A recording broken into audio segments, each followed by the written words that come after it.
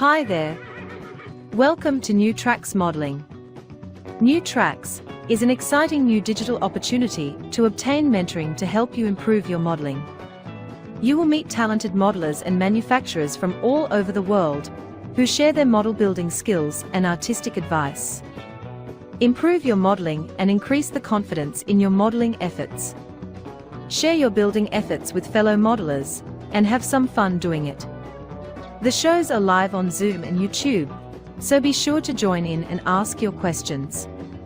Now here is New Tracks founder and your host, Jim Kello, MMR. Welcome. Thank you so much for joining us tonight. We really do appreciate it. Hope you come back often. Hope you tell your friends about us. Before we start the show, I want to go to Father Ron Walters for the show's prayer. Father Walters, welcome.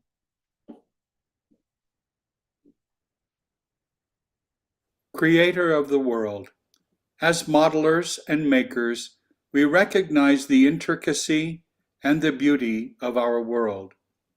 We thank you for the vision and the artistry you have given us.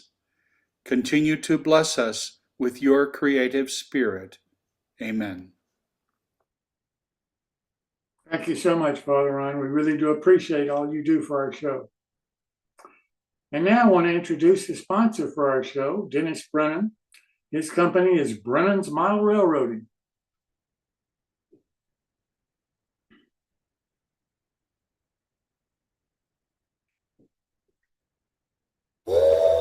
For over 25 years, Brennan's Model Railroading has been offering unique products for the O-scale market.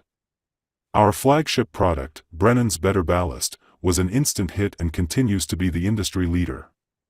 Its prototypical size and natural color blend of real crushed granite make it the choice for discerning modelers.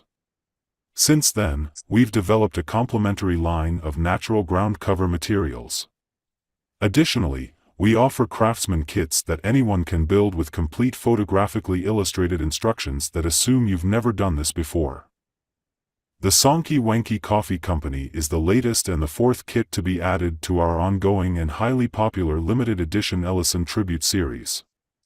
These kits take Ellison's scratch-built iconic structures to a new level with Dennis' spin. The idea being that if Frank were alive today, this is how we would build these models using modern methods and materials. Use the QR code to visit our website.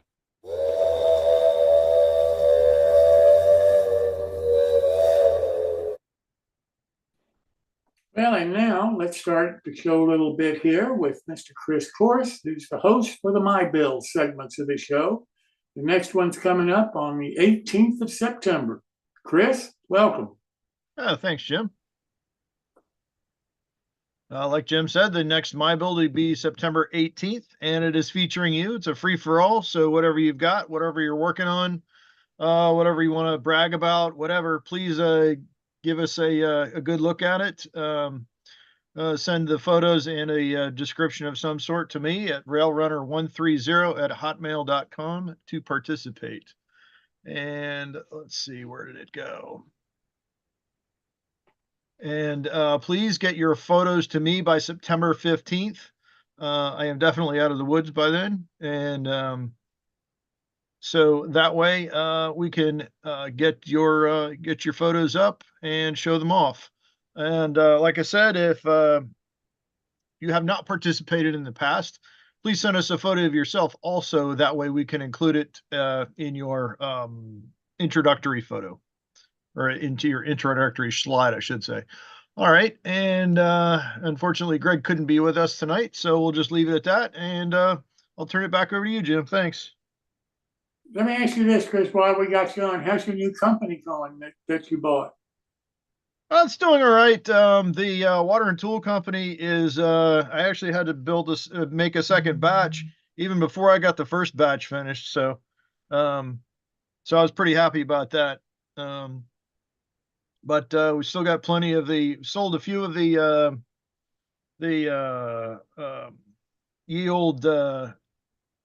ye old Huff and Puff workshops last week. So thanks to those that purchased those. You should have them in hand. And the others, the farm style water tank is selling okay, and same with the firehouse. But the firehouse is a bit bigger, so I suspect that one's going to sell slower than the rest Yeah. because of its size. Well, that's great. Congratulations. Thanks. Well, now I want to mention the newsletter. The September issue naturally is out. Hope everybody got a copy of it. Hope you enjoyed reading. If you have an article or you want to make a comment or you have something that you'd like to include in it, just send it to Martin Breckbiel, MMR, who's our editor of the newsletter, and he'll make sure he gets it included. This issue, I think, for September was something like 54 pages. Hopefully, we're not going to get much bigger than that. We're not trying to create books here. We just started the first of the year. We just started the newsletter, but it seems to be popular and people seem to be commenting and enjoying it. So if you haven't seen a copy yet, subscribe to our website, newtracksmodeling.com, and you'll get a copy of each issue, and you'll also be able to go on the website and download all of the past issues since the 1st of January.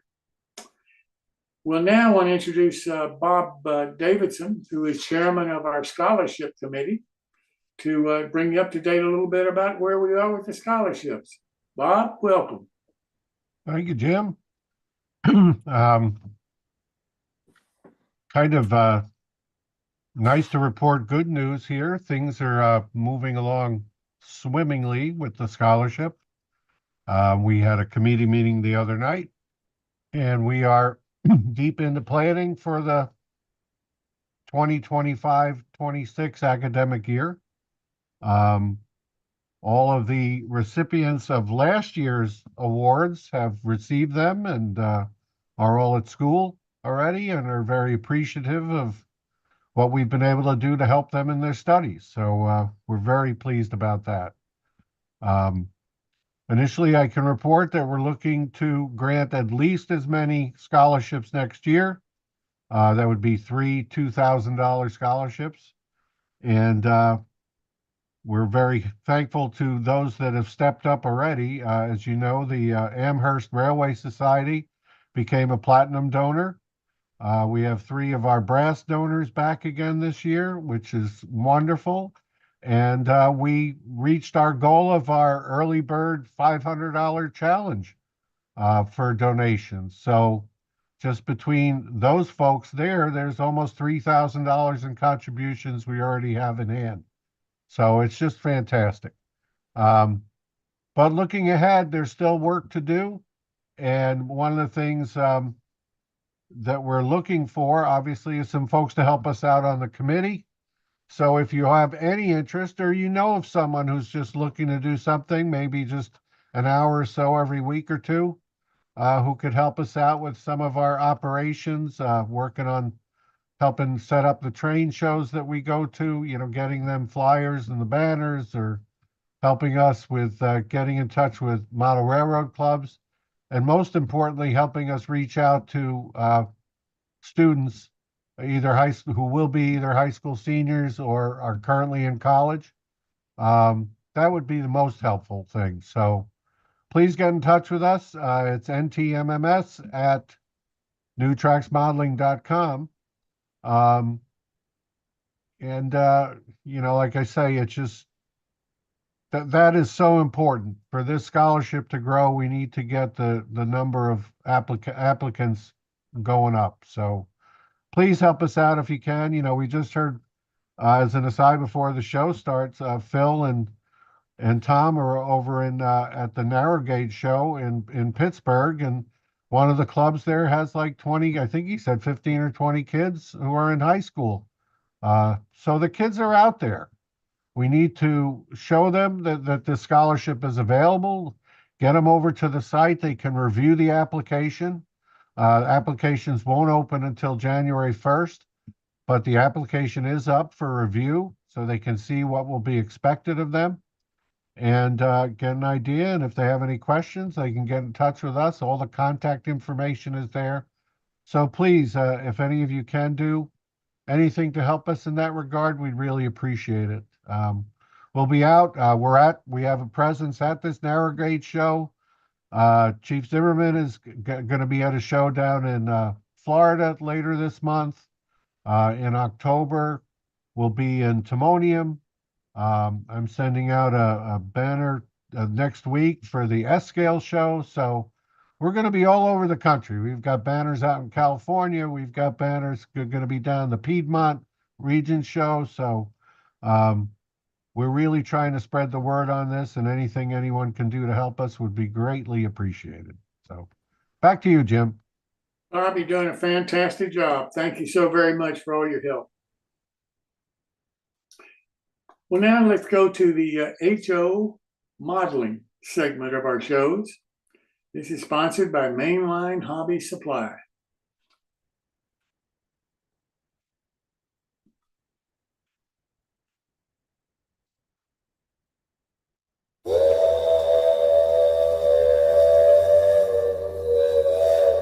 Mainline Hobby Supply is your one-stop store for model trains in G, O, S, HO, N and Z scales, including locomotives, rolling stock, track, train sets, and more to help build your model railroad. We are the largest model railroad shop in the area, and we carry a wide range of model railroad supplies across scales. Our friendly staff is always available to help with your modeling needs and to special order anything you may require. Mainline Hobby Supply is in southern Pennsylvania, halfway between Philadelphia and Pittsburgh. We are only an hour away from Baltimore, and we are easy to get to from the 70, 81, 83, and 270 freeways. Plan to stop by on your next trip through Pennsylvania. Mainline Hobby Supply also has an online store that can cater to your modeling needs wherever you are located. With our large inventory, fixed shipping costs, friendly and knowledgeable service, and prompt shipping, consider Mainline Hobby Supply for your next online order. Use the QR code to access our online store.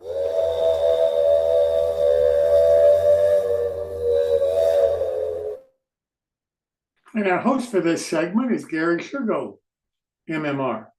Gary, welcome. I'm afraid I don't have anything for you, Jim. It was 4 months, and the other gentleman was supposed to come back in September. Gotcha. And he couldn't do it, and I'm sorry, my fault. I apologize to everybody. But Gary, I appreciate you filling in for him like you did. I think you did some great modeling in HO for us, and I really do appreciate it. Thanks very much, Jim. Well, with that said, let's go to the next part of our program, and that is in-scale modeling. And our host for that is National Capital Trains.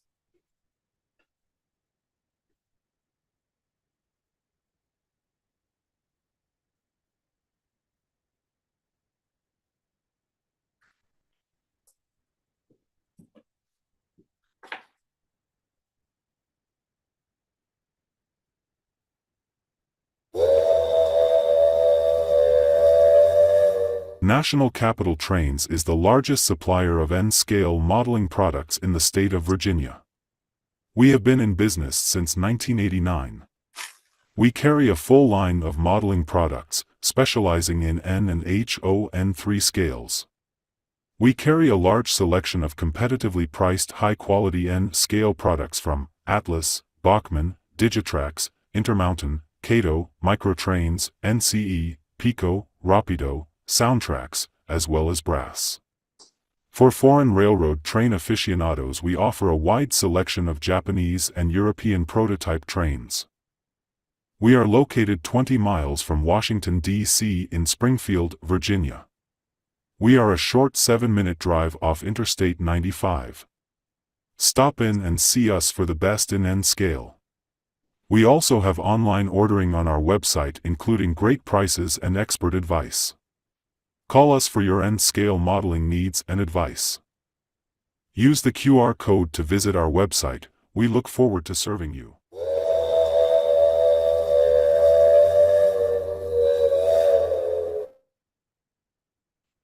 And Clem Harris, who works for CSX, is an engineer. Can't be with us this evening because he's running a train. but I really do appreciate everything that Clem has done for us. And he does have a video for us on in-scale modeling. So Pat, if we could run his video, please.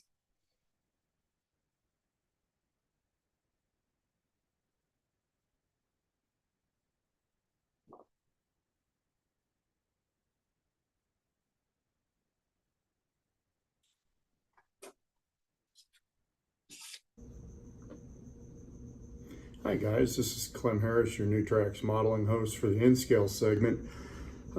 This month I'm going to jump right in. We're continuing our series on different module standards and different meet standards for how modular type layouts can be set up. And if you remember from the last couple of months, we've discussed N-Track, which is kind of the old reliable standard, and then we've discussed the up-and-coming T-Track.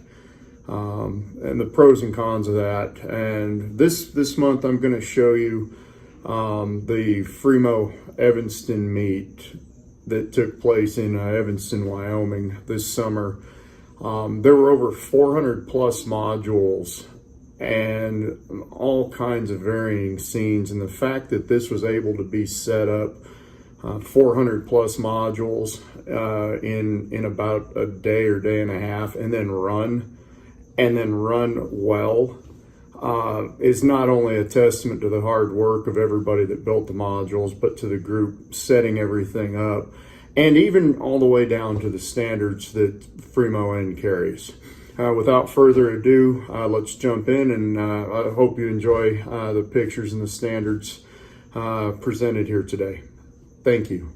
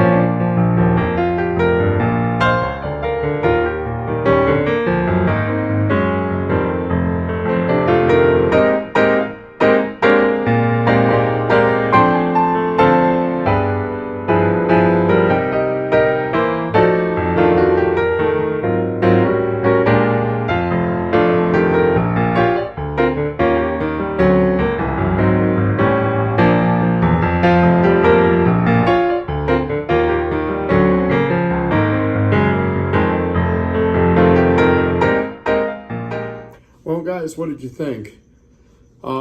As you can see, this was a bit of a boys' trip for my son and I this past summer. It was a good chance to get him further exposed to the hobby, let him enjoy and have some fun, and proud dad moment here. If you'll give me just a moment to indulge, he actually was my son Sam was able to jump in and participate. He helped set up modules. He helped tear modules down. He learned quite a bit. He made a bunch of new friends, and then he got to run some of his in-scale equipment across the layout and show off some of the things that he likes doing. So he had a really good time. So proud dad moment aside now. Again, I want to touch on the fact that to see a layout that occupied a 15,000 square foot building. The building that we were in for this event was the old machine shop that is at Evanston, Wyoming, from the Union Pacific Railroad. And it's the city's repurposed the building to be able to have it for various events. Doesn't have quite the same feel, but it is the same shell, the same overall structure. To see 15,000 square foot of a building filled up almost full to the brim with Fremo N modules was absolutely impressive. And the time that it took to set up, get it running, get the bugs out of the system, and then actually have a solid day and a half or almost 2 days of being able to run with minimal problems was absolutely impressive. And I can't even begin to fathom how the guys put all that stuff together. This was my first exposure to Fremo N. I've been following the group off and on, and I had decided to sign up late last year to attend just to go see what it was all about, just to go do something fun with my son. Hands down, I think that this was well worth the time and energy spent both with my son and then to further my knowledge of N-scale. I brushed through the standards. I found the standards, FremoN.net, online. And as you can see, they're pretty straightforward. They're pretty simple. The focus is on the end plates and how the modules connect to each other, which that one thing eliminates most of the problems in any type of modular setup.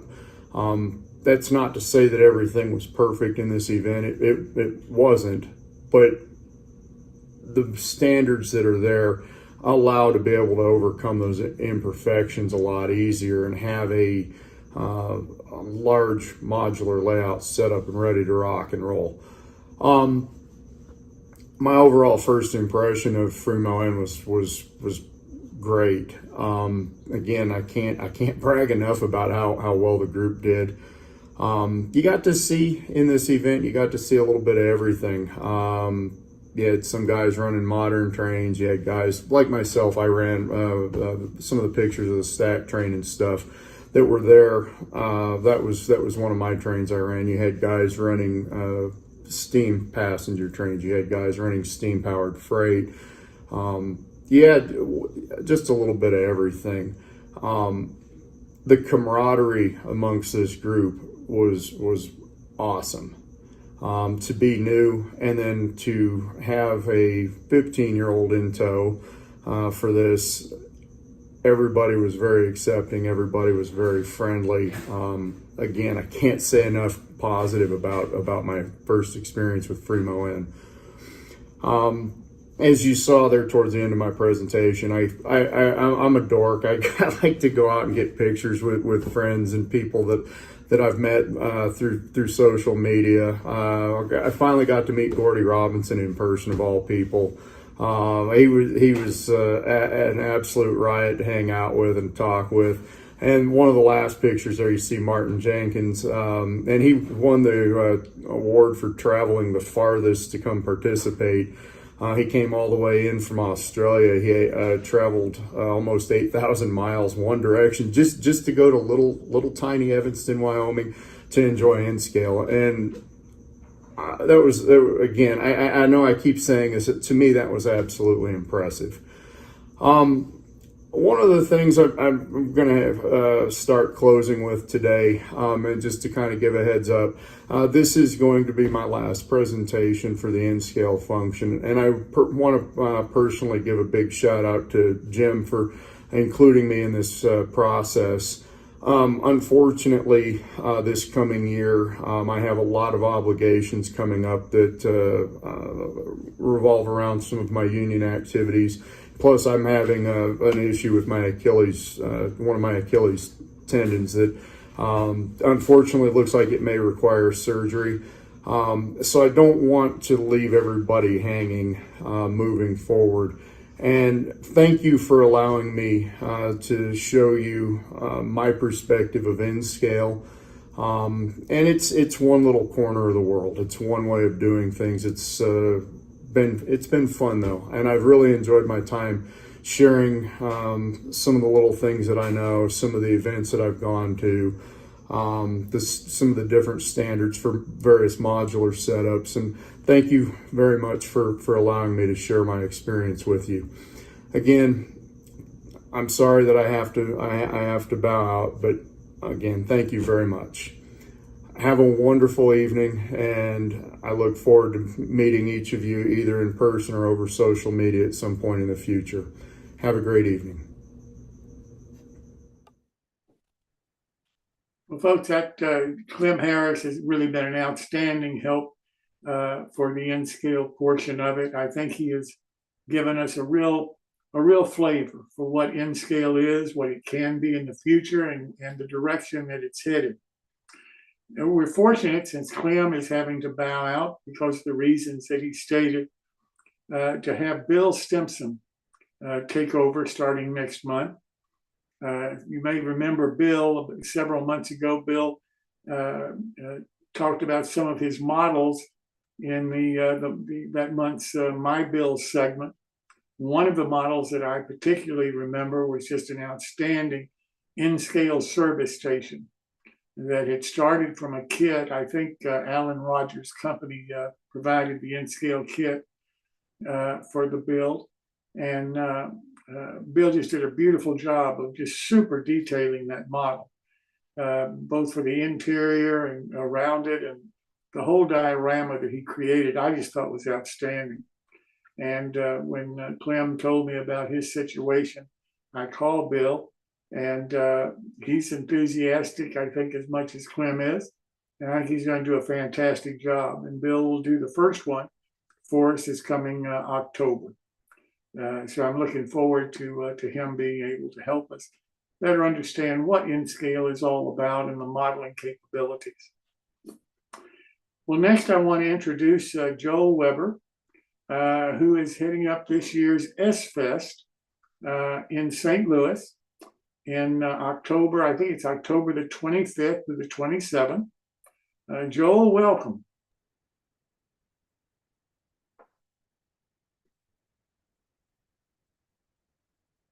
Is Joel not with us? I don't think so. Okay.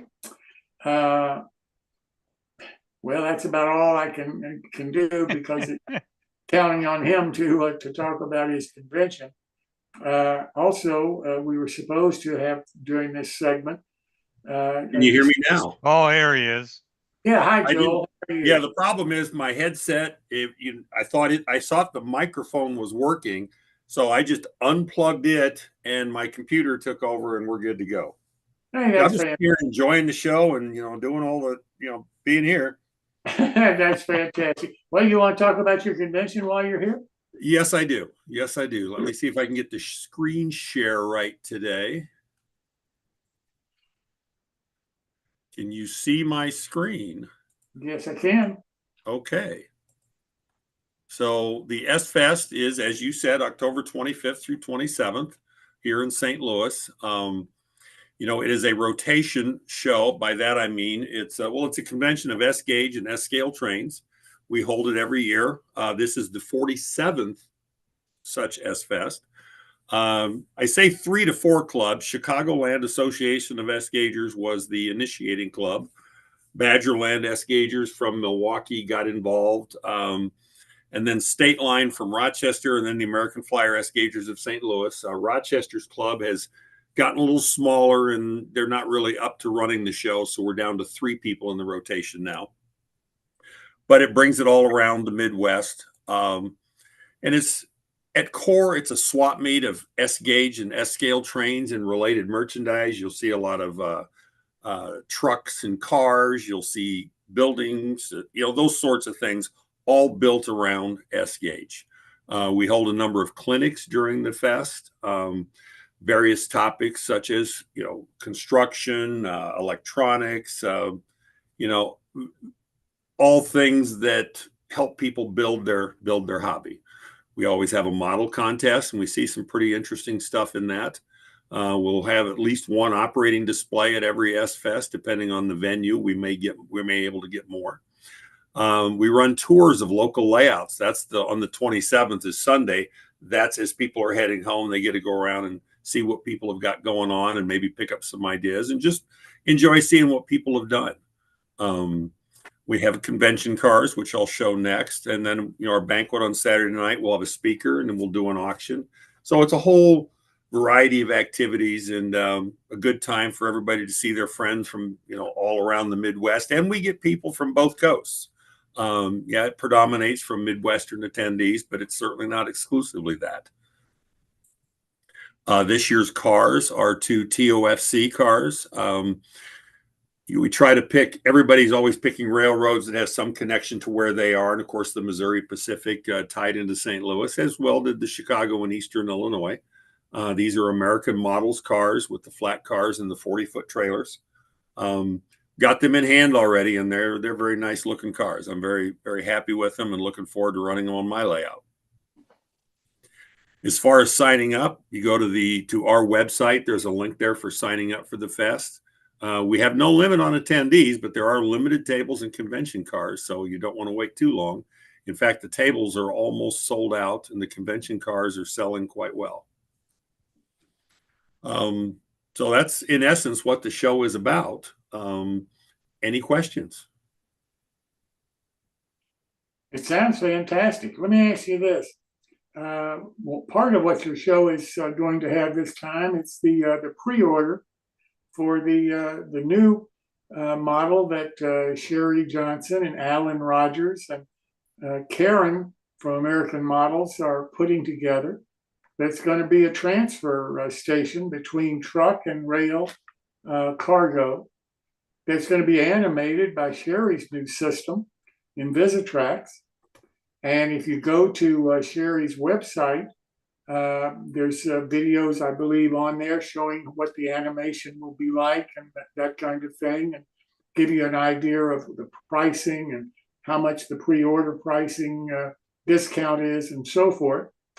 And it was fortunate for us that Joel's S-Fest and their announcement of this new product, and that I'm convinced is going to really be a hit in the S-scale market, is going to be able to have pre-orders taken at Joel's convention.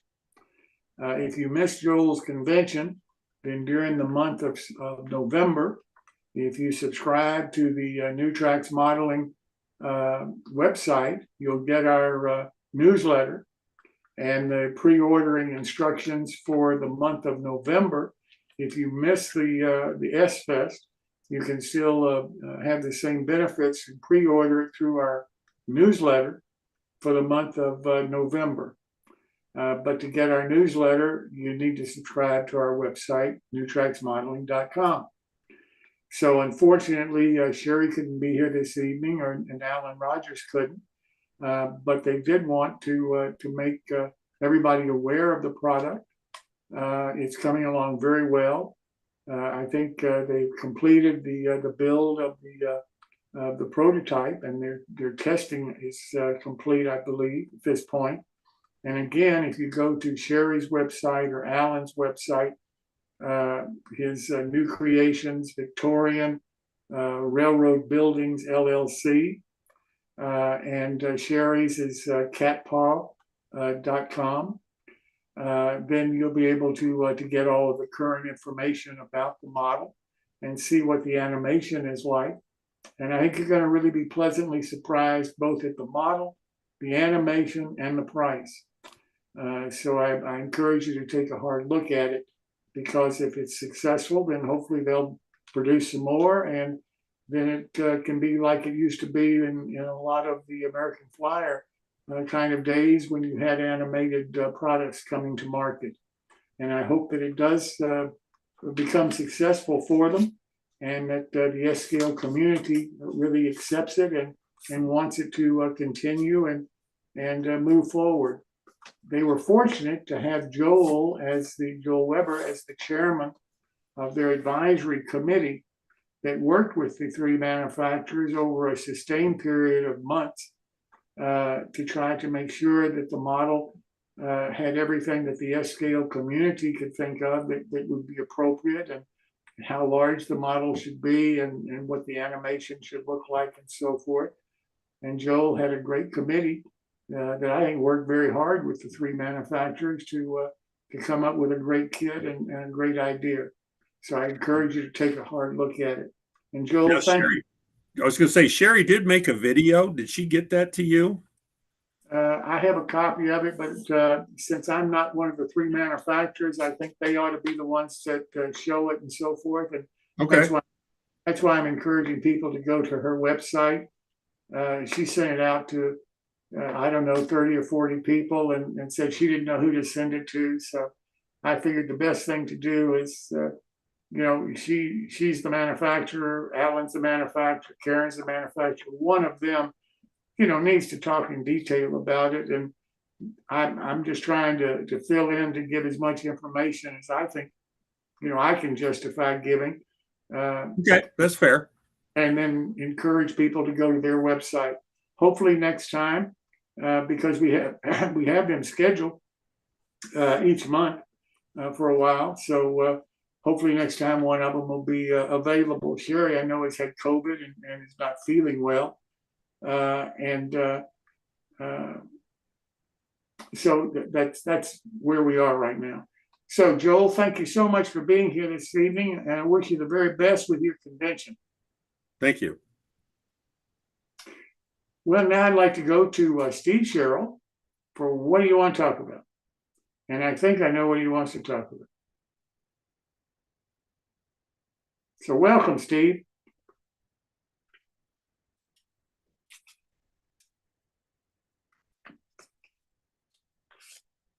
Is Steve not here either? No, Steve, who? You here? Oh, okay. I just wondered. I didn't hear anything. I'm here. You called me, right, Jim? Yes, I did. Is your name Okay. Steve? Well, it was. Sometimes it's not. I understand. I've called other things. Huh. It's all up to you, sir. Well, I was kind of walking around trying to humper some notes. I'm really lucky to be able to have a segment on New Tracks. It makes me do a little work every week. I even do a little work on the layout, and I do a little research sometimes, and I even take some notes.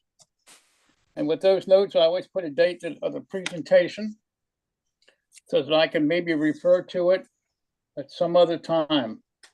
New Tracks has really given me the opportunity to share a hobby that I've been in for many, many years. I really enjoy model railroading. As I demonstrated last week, I do experiment around a little bit. When I showed my little micro layout, which I think is a popular beginning for many people. We've always recommended start small and don't try to build that empire the first build. Now I'm kind of faced with, as you get later in life, what to do with a big layout. And I don't know what to do with it. I've had the layout that I have for 25 years now. and it's progressed as far as it's going to go. And at some point, I think it may be time to take that layout down and put something else up. I assume that other people have faced this same situation, and it'd be interesting to see how they dealt with it. So if anyone on here has had a layout for a long time and then dismantled and taken it down, I think I would love to hear how you handle that decision. So anybody who is in that situation now or has been, if you could give me a little help on trying to make that decision. It's a tough decision to make, to say goodbye to an old friend that you spent 25 years constructing. Has anyone faced the same decision that I'm trying to face right now?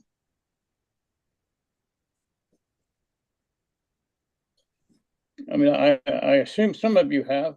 Yep, I have. I just, but last year I tore down a layout I've been working on for, about 25 years. And I'm a builder. I like building things. And I'd run out of things to build. I'm 79 years old. As of, let's see, next month, 10th of next month. But anyway. You had a layout, Earl? Earl, you have a layout? Oh, yeah. It was, it occupied one room, was about 16 by 36 foot, double layer, 2 stacks. And then in another room, there was a 8-foot diameter helix and a staging area. Mm-hmm. So well, the whole thing I have came my out layout in a separate building completely, in back of the house.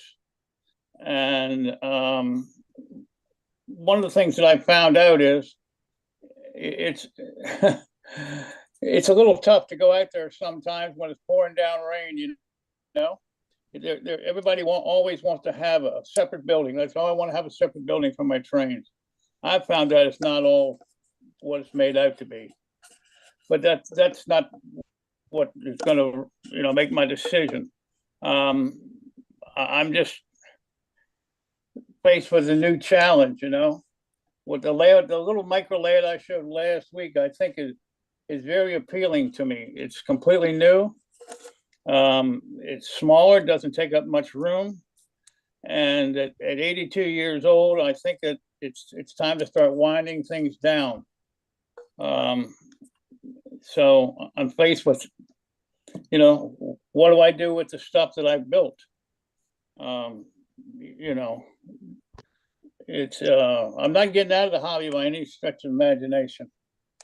I just need to downsize and maybe go in a little bit of a different direction. I could still use all the buildings because I'll still be in. Yeah, I basically changed direction completely. I being a builder, I like to build models of prototypes, and I decided to do when I started this layout, I was considering doing. I live in Wilmington, Delaware, and the Wilmington waterfront was a heavily industrialized area with really complex trackage, served by the Pensy, Reading, and the B&O. All three of them came in there.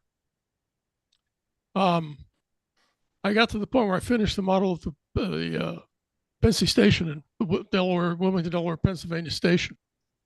And I finally decided that, this doesn't, I've always been a fan of the C&O. And so I said, okay, I'm going to switch over to the C&O.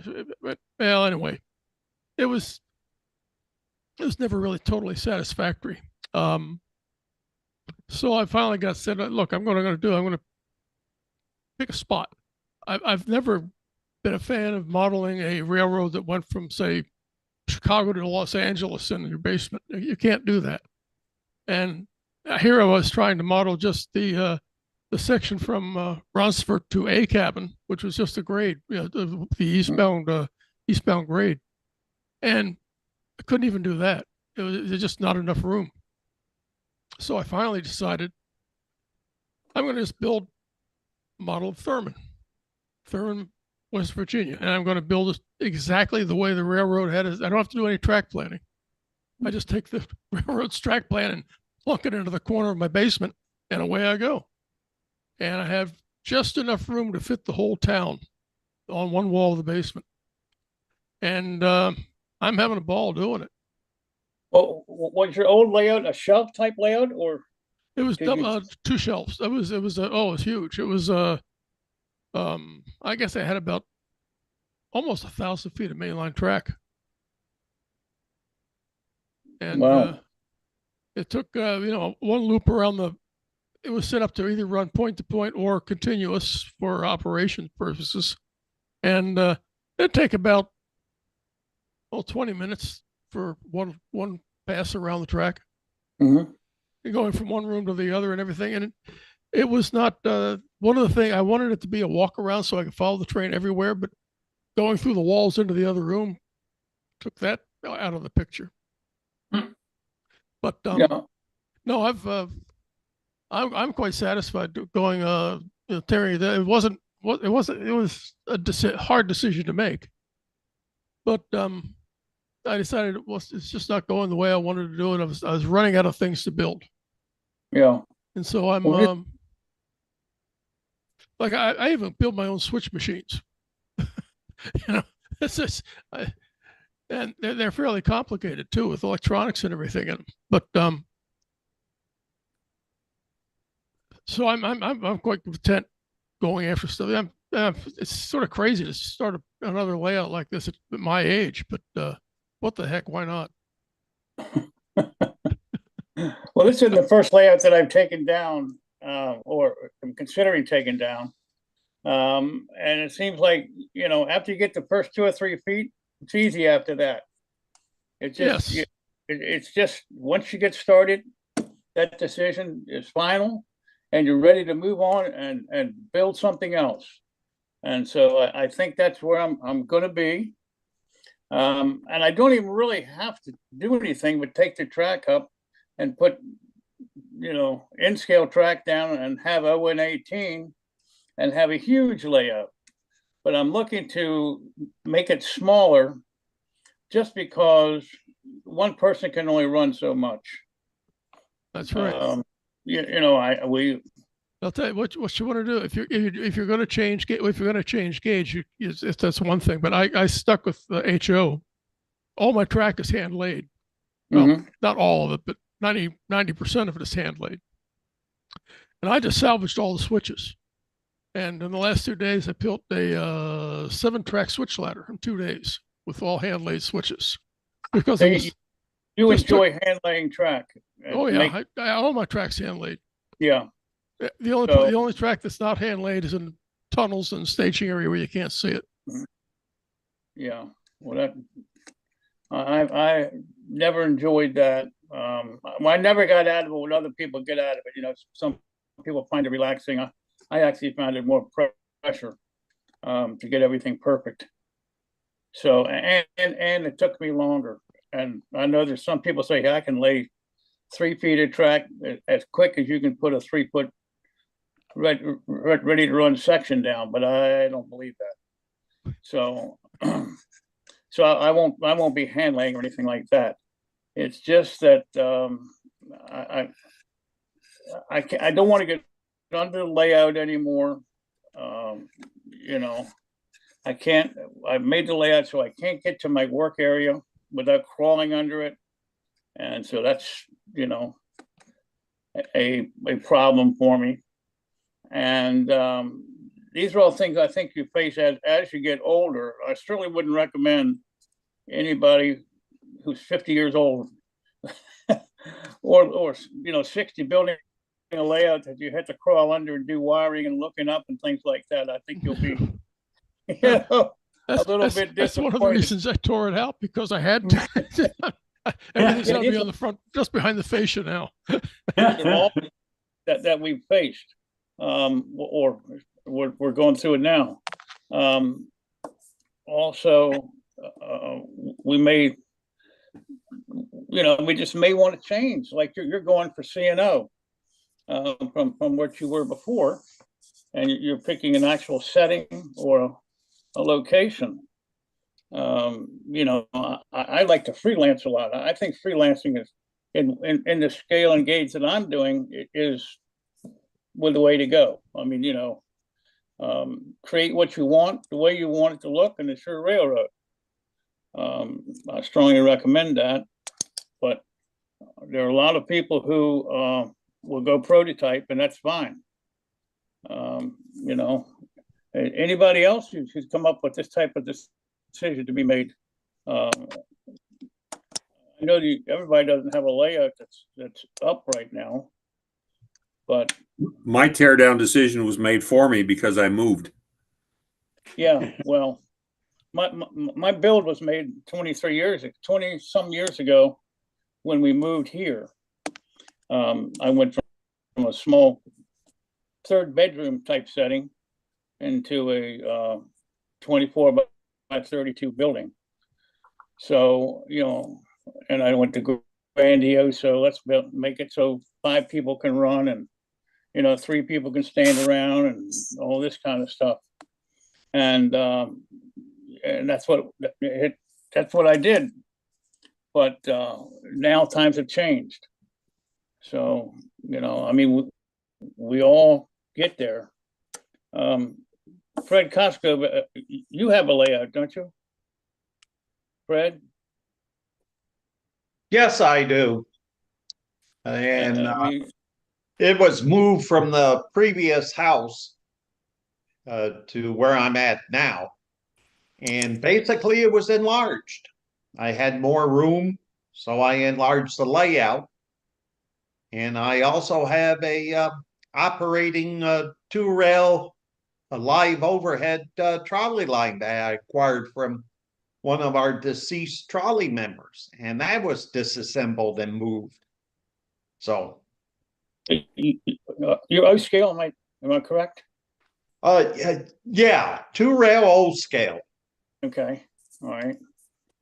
Wow. So but they're 2 separate layouts. The trolley is separate from the steam road. Oh, okay. Now, do you find that a problem as far as selection of when you want to operate one, or you just? No, not really. The trolley system basically was for the trolley boys to come over and operate on. And then the 2-rail was for the other guys that I'm involved with to run on. Yeah. And the 2-rail steam line is real simple. It's basically a single track with passing siding. And there's an interchange with another railroad. And when it gets to the end, there's a turntable to turn the engine to come back. So it's basically a one-man operation. Now, do you have plenty of friends that will come over and operate with you? I mean, do you have like 2 or 3 people or 10?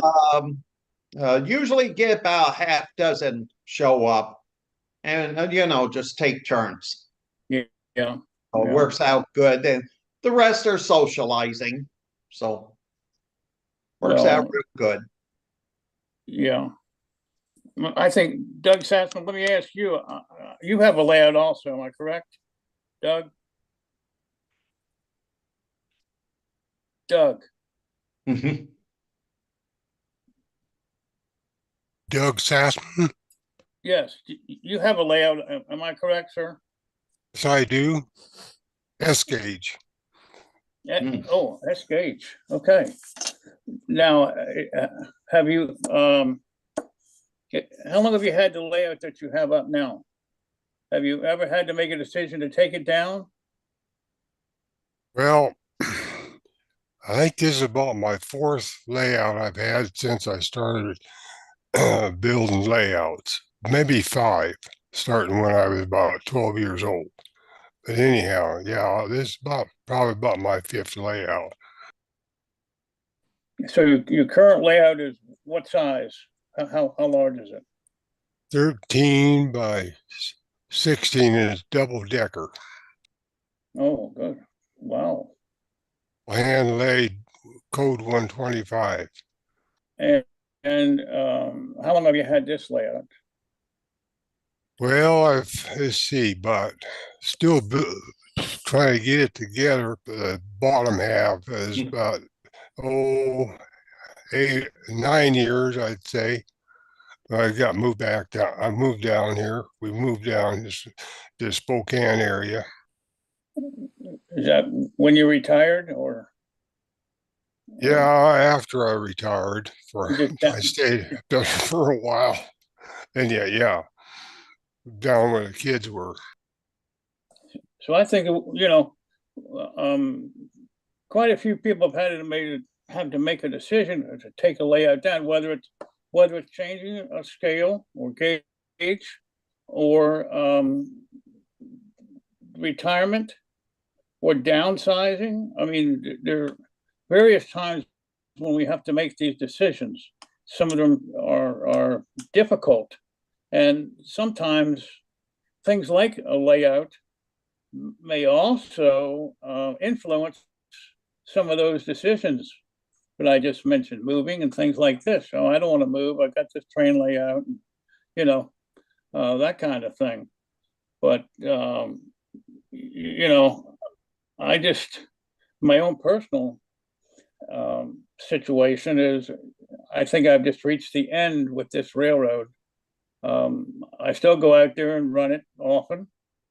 I don't get as many people coming over anymore because a lot of them have passed away.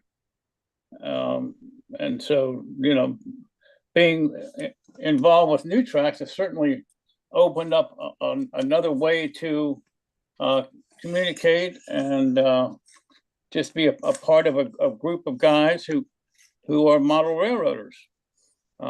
We don't all model the same. We don't all model the same scale or gauge, but we have a common interest that we just like to trains. I just think that when these decisions had to be made, they're just not easy. Anybody else got any situations that they've had to deal with this kind of decision? I've had several, Steve. It's Pat here. Okay, Pat. The first one I had was an HO layout in a home that we had for several years. Unfortunately, it burned down, so I had to rethink my layout. So we built a new home in the same place. And at that point, I started to decide whether I wanted to go into another scale. So I went into G scale, garden railroading. That was a whole different ball of wax. And very interesting, I found that there were very few people who sold G scale. So I decided to go into a hobby shop business. I went into the hobby shop business, started selling G scale and all the detail parts that went with it. From that point, I had stayed with that for quite a few years, and then we decided to move. So when I moved to a smaller place where I'm at now. I sold all my G scale and went into O scale. So now I'm in O scale, and we have a 1,700 square foot home. In the basement, I have one room. It's 23 feet by 12, 14 feet wide, somewhere in that area. And I built a layout that was high enough that I could sit on an easy chair and push it around underneath the layout. So I wouldn't have to crawl around, which was the best thing I ever did because I can sit in a nice office chair and look up and do whatever I had to do. But yeah, it's been a challenge for me. Now I have so darn much stuff in O scale, I don't know what I'm going to do with it all. I'm pushing 80 right now. So, it kind of makes you think twice.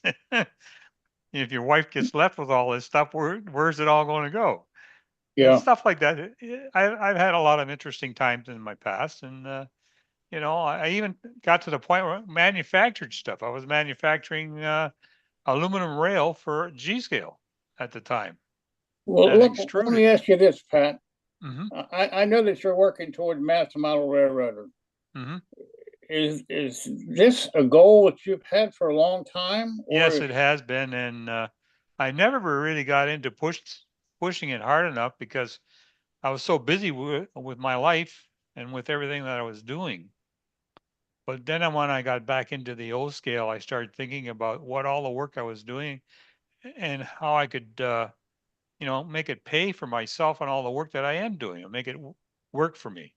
And I found that it was the way to go. And that's what I've done.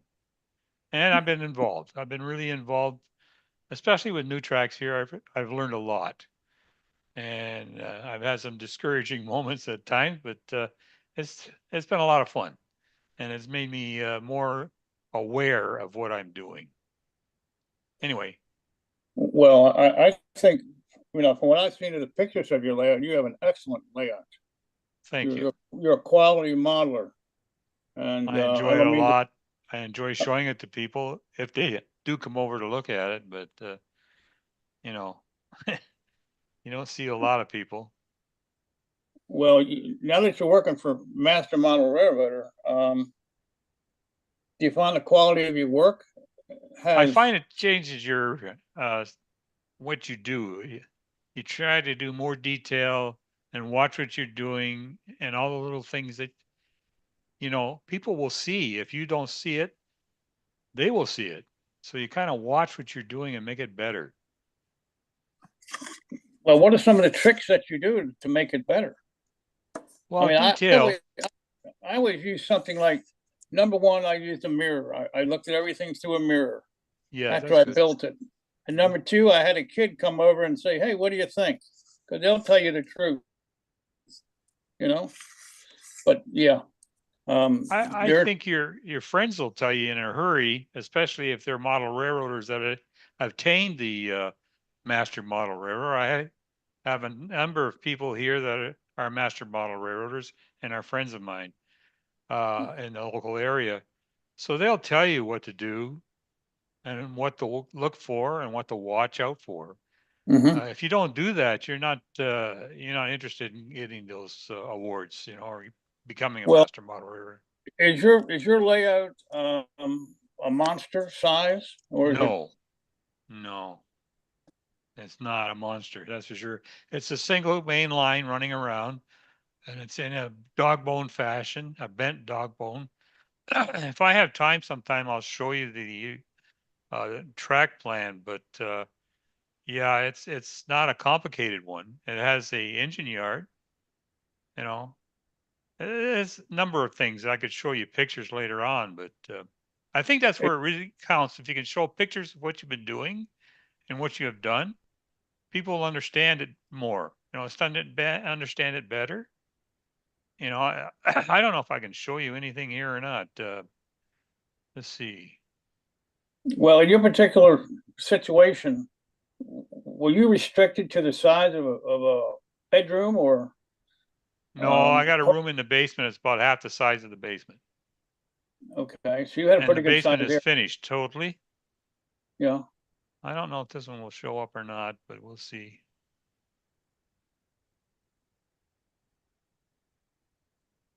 Oh, share screen. So you're working on that engine house now, right? Yeah, it's a big job. Huh. And is that the last thing you need to qualify? It's the last thing I've got to do to, can you see this at all? Not yet, no. All right.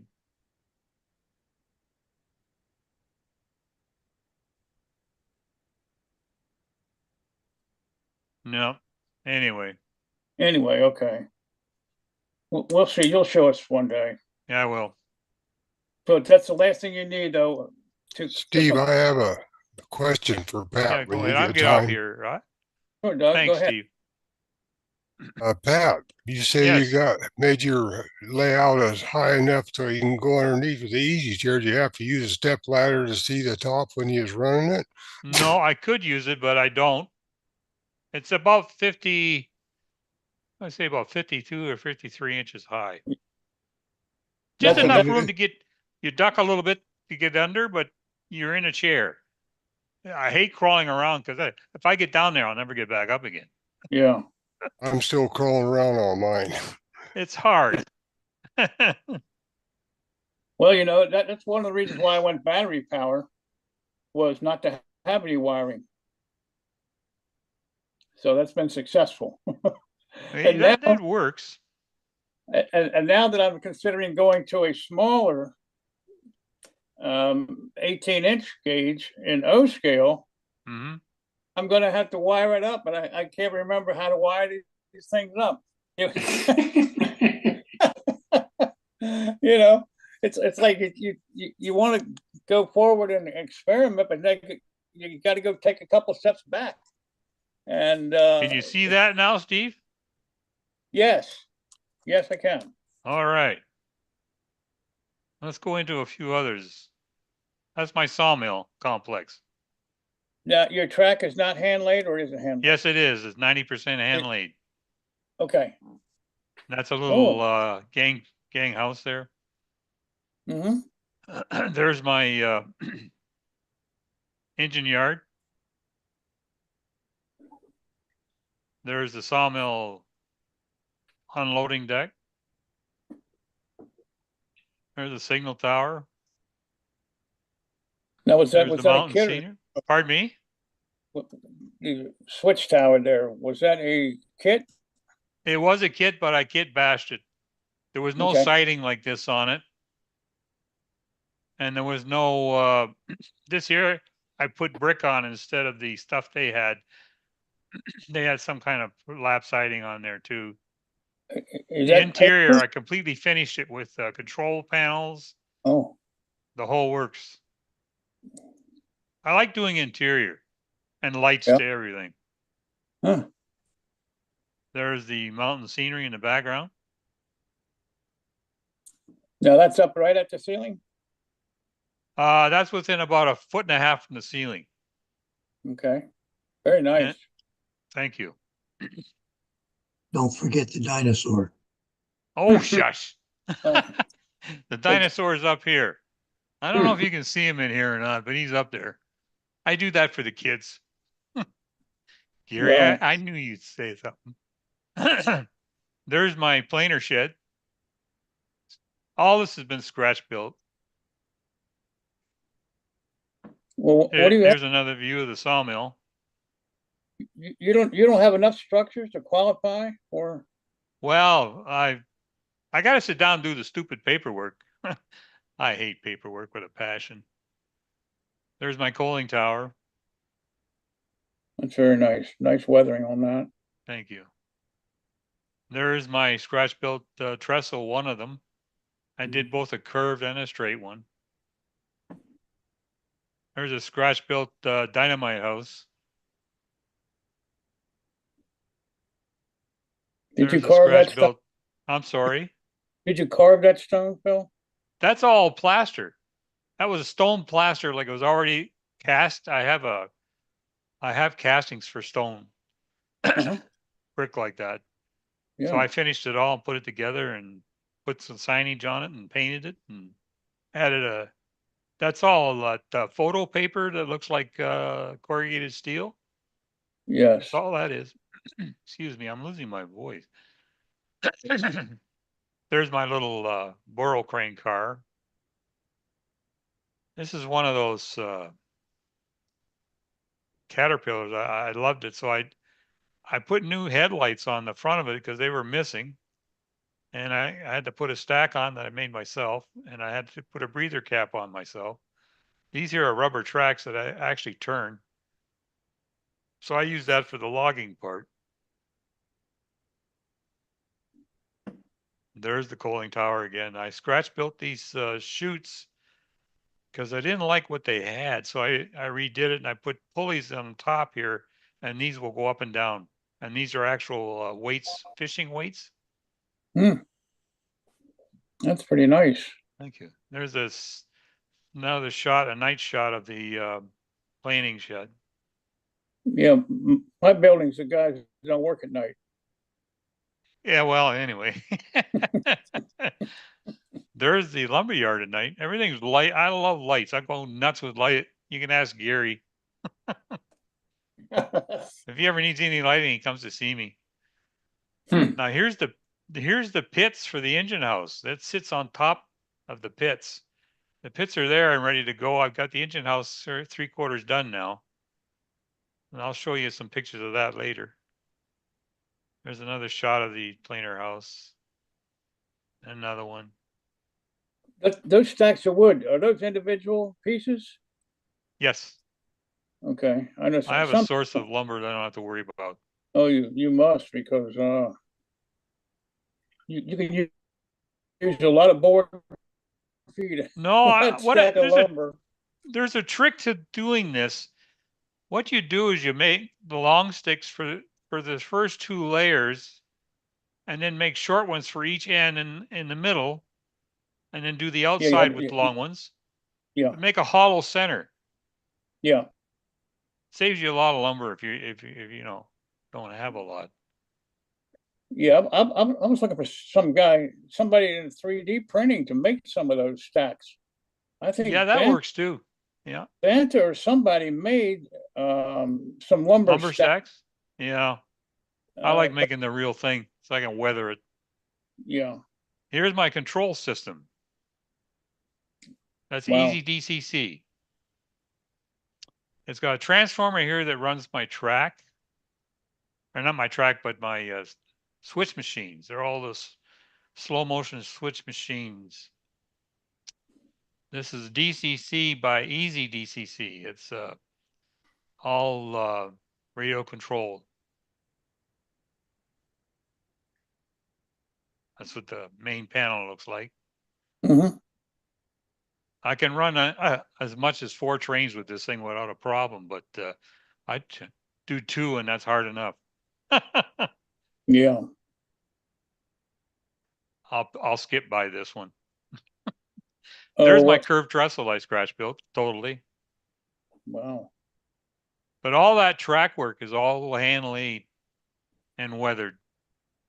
I made my own ties too. There's a lot of ties. There's another picture. And that's about it. No dinosaur though. Nah, I'm not going to show you that. Maybe next time I'll show it to you. Wow. Anyway, I thought that would be interesting for some people that haven't seen it. Jeff Thornton, could you turn your sound on so we can? I want to talk to you for a minute. Jeff, are you there? Yeah. Yeah, how you doing, Steve? Fine. Did you send me a request to be a friend? I believe I did. Okay, I'll answer it now. You know. And I also sent you the request for the schematic, and after what you were just saying about your wiring, I understand why it's not available. Yeah. I don't have any wiring underneath there.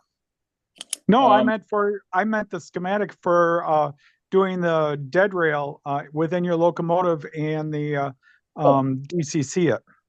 Yeah. Well, I think didn't I answer that? I thought I sent you something on that. Anyway, Well, we'll take it offline. Yeah.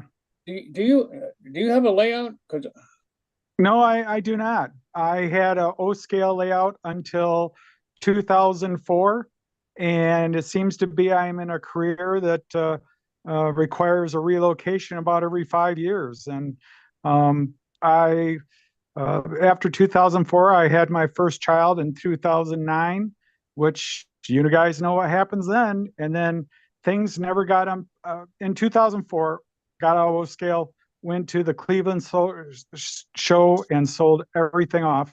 And I had some ON30. And I've always held on to it. And I've always liked the ON30.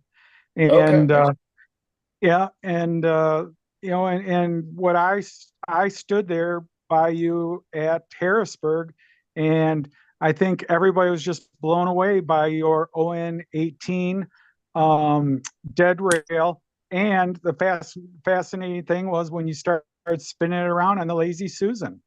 And I can see where people need to be exposed to that more, because I can see where these kids the modules are great, but this is something, these micro layouts can go under a bed easily. It can go in to college easily, because what you had there, I can't remember the dimension of it, but there was a lot of track work in that small area.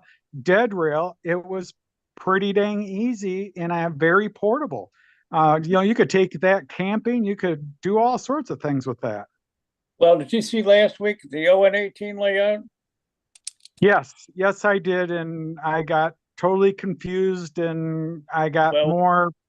I got thinking more about the different scales of the O scale, and Jim and I were in the same boat, and well, we're not going to go there tonight, okay? yeah, we won't go there. Yeah, I We're not took going it. there. I took it to the Facebook, and I started it there. And But what I meant was, if you saw that layout is only 9 inches by 30 inches.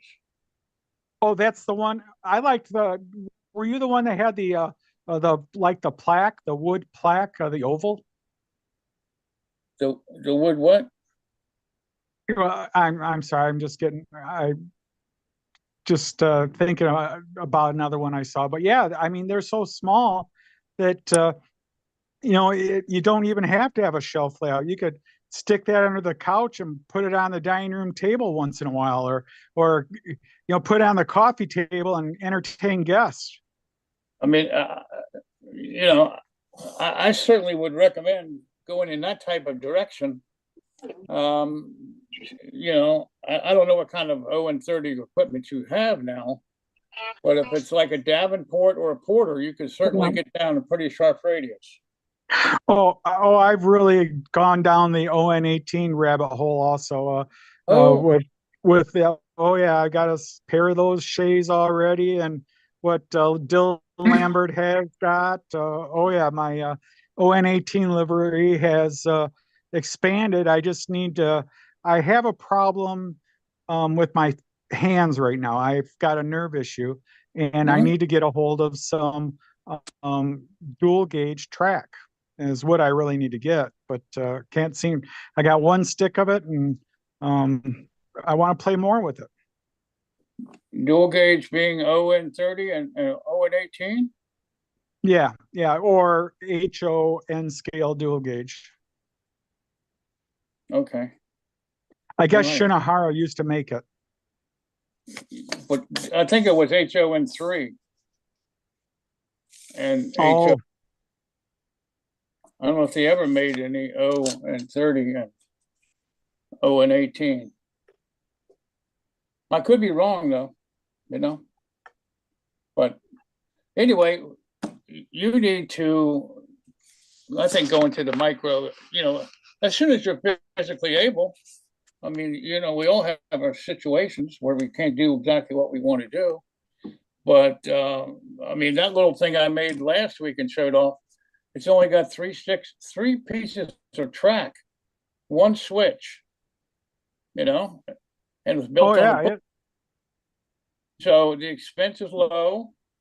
The equipment is very inexpensive.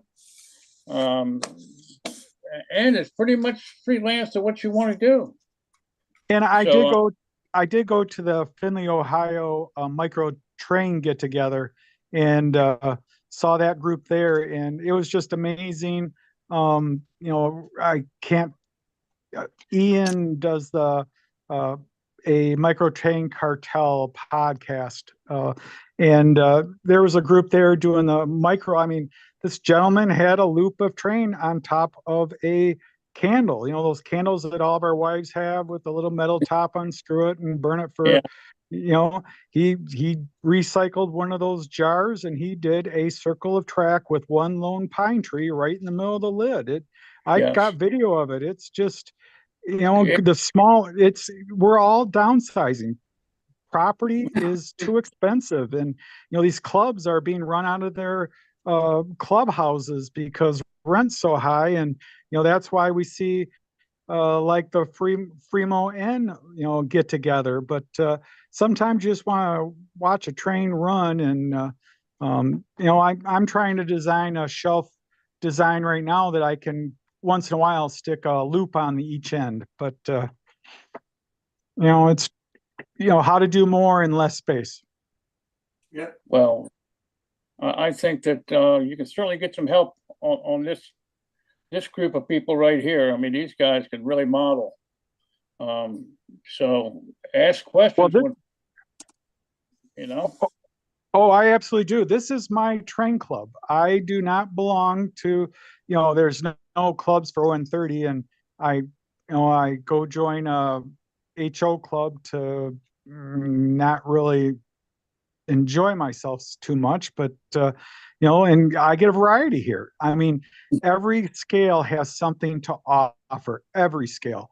I don't know about Jim and his traction, but that's another story.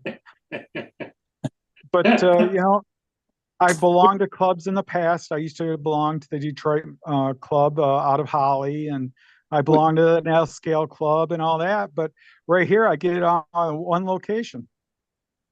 Well, contact me again, okay? And I sure will.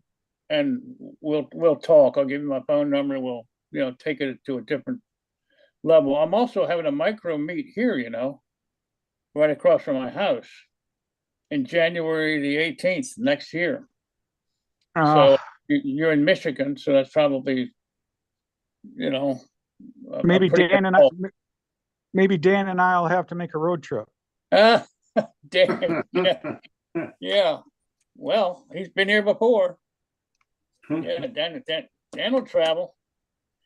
Yes. So anyway, I'll go ahead and friend you. All right. I just get afraid. I get so many requests that people I'm not really that familiar with or can't remember who they were. Yeah. So, so I'm a little reluctant. No, it's funny. I tell you what, I saw you out at Harrisburg, and I saw Tom Farrell out, and we sat there with Tom forever talking. It was just a wonderful, the camaraderie, and it's all scales, all skill level. It's just amazing. And, we don't discriminate against anybody but traction people. No, we don't. We don't see many traction people though. Yeah, we tolerate them. Yeah, we do. If you've got shaky hands, it might be a golden opportunity to find a little neighborhood kid to come over and do your non-shaky hand work for you. He didn't have shaky hands until that overhead he touched a few times. That did it for him. Well, that's the way sometimes people drag somebody into the hobby, is a little neighborhood kid. Yeah. Well, I don't have any neighborhood kids old enough in my neighborhood. We're in a transition. The only people who move in here are after someone dies. We're in an established neighborhood. Grandkids sometimes, but anyhow, anybody else have a layout they want to discuss or anything else? I think this is what we need to do from time to time. Just open it up and just run with it. I think we need to get to know each other and what your interests are, likes, dislikes. How about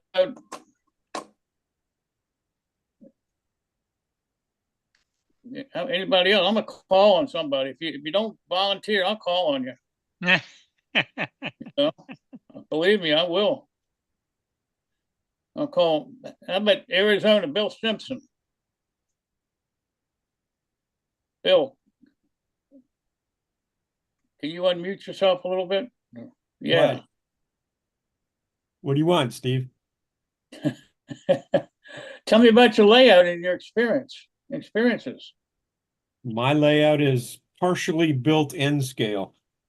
Whoa, really? Yep. What size in? What size layout? 28 inches by 56. Oh, I love it. I love it. I call that a micro, except an N scale that was probably what we call an operating layout. It's essentially a 4x8 in HO. Wow. Now, have you had that long? About a year and a half. It's Really? still under construction. But are you a new model railroader, or is this? No. You're just downsized? Nope. Just tore down the old one because I was tired of it. Yeah, well, Steve, yes, sir. Steve Bill is taking over the in-scale modeling segment from Clem Harris. Oh, yeah, yes, I remember you saying that, but his name wasn't familiar, and I saw him on, I can see everybody at the bottom here, and so. He built that, in my opinion, that fantastic kit of the service station. I just absolutely, I was amazed. Well, I remember that station. That was a nice station. Very nice. Very nice. So you're making a smaller, you've downsized. Are you going for a lot of quality models rather I'm hoping than? it's kind of a test thing. I'm gonna test out all the things that I haven't tried before. Oh, well. Wow, that's good. So are you running diesel, steam, or what? What's your Yes. control system? It's DC and I've got both steam and diesel, but I'm mostly steam. Okay. All right. Well, if you're, what size radius do you have? I'm trying to visualize how big a locomotive you can run. Its minimum radius is 12 inches. Okay, so big boys are not, you can't run Big boys are on. not my friend, no. Okay. Six axle diesels look okay. Not great, but okay. Okay. Wow. So rolling stock is limited to what? Mostly 40 footers. Oh, okay. So that puts you in a time period probably before 1960 or something. Oh yeah, probably aiming closer to the 30s. Yeah. Okay. I probably won't run the diesels once I finish it, but I have one that runs really well, so it's my good test engine. So you don't have sound because you're straight DC. Yes. Okay. So I have not experimented with DCC or any of that yet. Maybe. Well, the good thing about that is you can get DC equipped locomotives very inexpensively. Yep.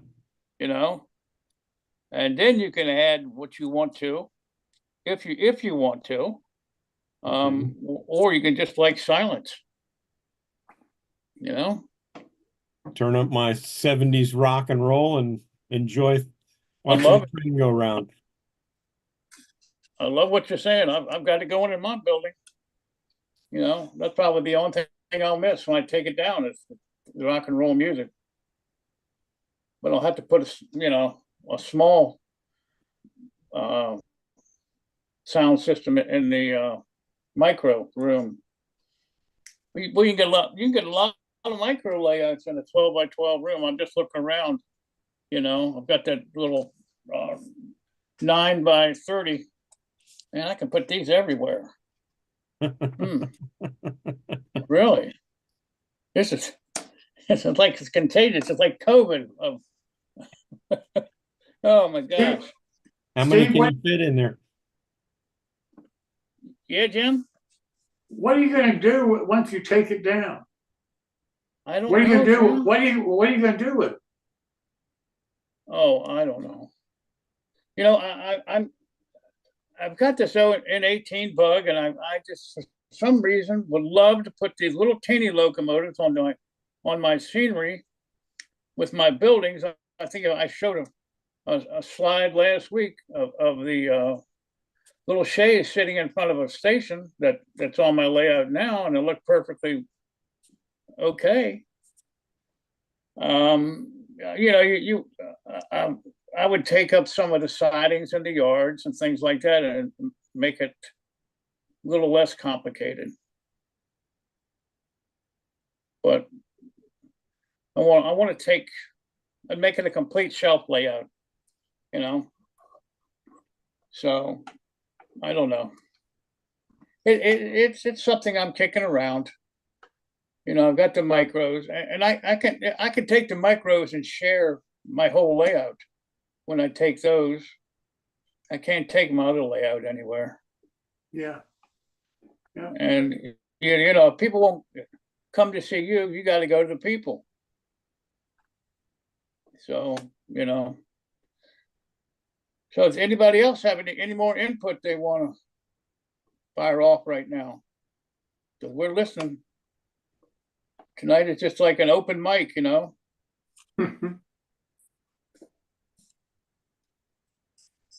Nobody? Well, part of the problem is we've got so many people at the narrow gauge convention in Pittsburgh. That's where both Phil and Tom Farrell are. And unfortunately, Martin had to go to the doctor today. He's not feeling well. Greg Campbell's not here because he wasn't feeling well. He thinks he may have COVID. And, you know, it's just. Well, as somebody said, we're getting old, some of us. Well, yeah. Yes, we are. Well, Steve, thank you so much for doing your segment tonight. We really do appreciate it. Well, but it was an opportunity, I think, to talk and just kind of, I like to meet the guys who are on here. I don't know that many of them. And it's always interesting to talk to other people about their layout. Yeah. I love talking to them and seeing what they've done. I learned something, and I don't, you know, there's some people who are just outstanding modelers, and yes, you can learn from them, but there's also a guy out there who's just starting out that can teach you something too. You're right. So, hey, Steve. yes. A good topic to have one night may be do's and don'ts for your layout. Like if you had to do your layout all over again, what would you not do? Or what would you repeat that's good about construction, or, you know, duck unders and all that kind of good stuff? Well, yes, that would be an excellent. I'm writing that down. Because times have changed and methods have changed for building, materials have changed, controls changed. You know, those of us that started out a long, long time ago, we had fun then, and we're kind of amazed right now what's going on. You know, so yeah, I'm writing that down. I will have a segment where we'll talk about that. All right. Okay, Jim. I'm sorry. All right. Steve, thanks so very much. And Pat, if you got a caboose for us?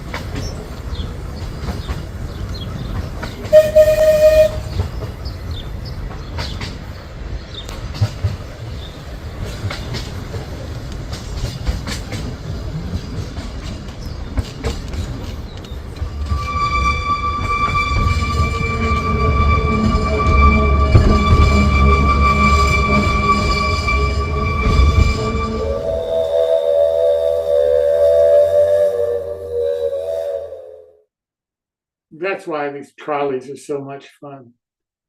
Thank you so much for joining us this evening. We really do appreciate it. Hope you enjoyed the show. Most importantly, hope you learned something. Happy modeling till next Wednesday evening.